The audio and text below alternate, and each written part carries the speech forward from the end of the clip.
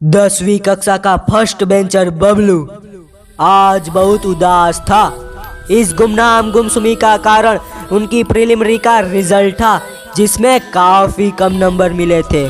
Bablu result लेके घर गया। वो किसी को भी रिजल्ट दिखाना नहीं चाहता था। साथ ही खुद किस्मती से उनके पेरेंट्स अभी तक घर नहीं आए थे, या इसे बदकिस्मती भी कह लो, क्योंकि बबलू गया घर के सबसे ऊपर की मंजिले की छत पे। उसकी सांसें फूल रही थी, तेज हवा चल रही थी। उसने बैग को नीचे उतारा और गहरी सांस ली। थोड़ा आगे बढ़ा और आसमान की ओर देखने लगा। उसने आसमान में कुछ रंग बेरंगी कागजों को उड़ता देखा और फिर बबलू जोरों से चिल्लाया, काय पोछे। मजाक था भाई, मजाक। तो आगे बाबू सुमुशाय, आज हम बात करने वाले सबसे अतरंगी एवं रंग बेरंगी त्योहार के बारे में, जो है मकर संक्रांति। हाँ, होली में भी रंगों को उड़ाया जाता है, पर संक्रांति में तो पूरा आसमान रंग बेरंगी पतंगों से भर जाता है। लगता है जैसे नीले आसमान ने आज नया रंग बेरंगी छाता खोला हो। तो आज इसी तिल गुड़ के लड्डू से मीठे त्योहार के बारे में कुछ ढींगा मस्ती करेंगे। तो मांझे में ढीले देके नया इंट्रो की फील लेके शुरू करते आज का रंगारंग कार्यक्रम।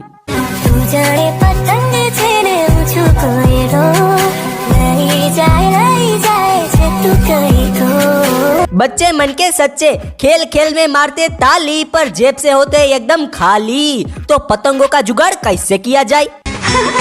लहरों को लेके चले नदियाँ जैसे। अब मकर संक्रांति आने वाली होती है, पर बच्चों के पास पैसे नहीं होते। एक आध नसीबदार गलगोटे को क्रिसमस की रात में मोजे में मांझा खरीदने के लिए कुछ मिले भी होते हैं, पर उसने मजे में उड़ा दिए। तो अब पतंग कैसे उड़ाए? तो पहला नाम आता है दादाजी का। लेकिन एक सेकंड, दादाजी से मांगने पे कुछ किशन कन्हैया का काम तो हो जाएगा, पर कुछ कंजूस दादा लोग कहेंगे कि हमारे जमाने में हम हाथों से पतंग बना के उसी हाथों से उड़ाते थे, मैं तुम्हें भी बना दूंगा।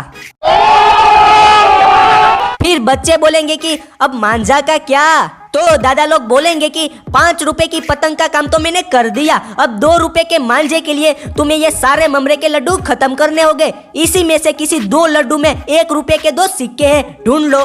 हमारे यहाँ ऐसा ही होता है। तो इस प्रकार दादा लोग अपनी दादागिरी दिखाते हुए आपको पतंग देने की बजाय आपकी ही फिरकी ले लेते हैं। ओ दिल तोड़ के हंसती हूँ मेरा।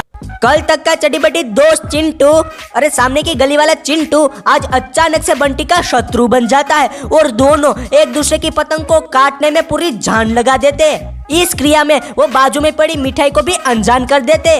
रुको जरा, सबर करो। अब यूं बिना खाए पिए पतंग लूटने की ख्वाहिश में बंटी ढील दिए जा रहा है। चिंटू भी जबरदस्त कलाबाजियां दिखाते हुए बंटी की चाल को नाकाम कर रहा है। गर्मा गर्मी का माहौल है, स्पीकर में भी नोरा फतेही का गर्मी गर्मी चालू है। उसी बीच सब कुछ थमसा गया।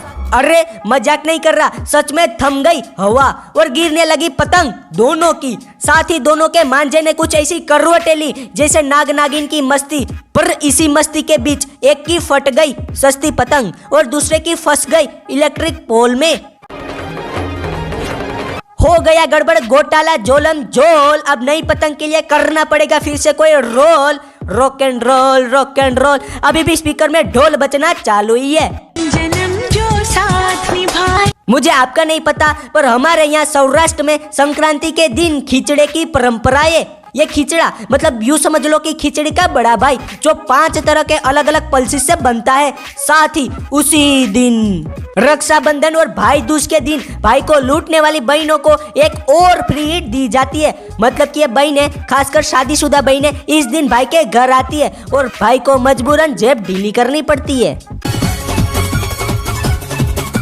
त्योहार हमारे जीवन का अभिन्न अंग है, तो इसे आनंद से मनाए और अपने आनंद के चक्कर में बेजुबान पंछियों को नुकसान हो वैसा मांझे का प्रयोग ना करे। साथ ही अकस्मातों से भी सावधान रहे। बाकी यहाँ तक रखते इस रंग बेरंगी वीडियो को लाइक से सब्सक्राइब अपने हिसाब से देख लियो क्या कर ही लियो। तो ठीक है बाबू शिवशाय, फिर मिलेंगे देखते दिखाते।